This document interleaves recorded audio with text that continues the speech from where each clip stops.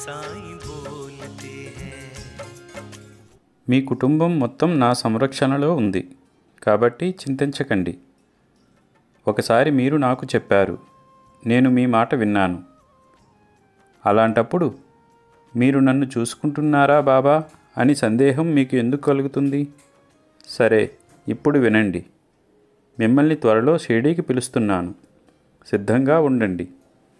నా గాయత్రీ మంత్రాన్ని జపించండి. అప్పుడు మీరు అన్ని విపత్తుల నుండి విముక్తి పొందుతారు. మీ సంబంధాలలో మాధుర్యాన్ని కొనసాగించండి. నిన్నటి గొడవలను వదిలివేయండి. వాటిని ఈరోజు తీసుకురావద్దు. మీ హృదయాన్ని గాయపరిచిన వారందరినీ క్షమించండి. మీకు త్వరలో ఆర్థిక ప్రయోజనాలు కలుగుతాయి. నా నామాన్ని జపిస్తూ ఉండండి. మీ తల్లిదండ్రులకు సేవ చేస్తూ ఉండండి. నేను సంతోషిస్తాను. నా ఆశీస్సులు మీకు ఎప్పుడూ ఉంటాయి. సంతోషంగా ఉండండి. అల్లా మాలిక్.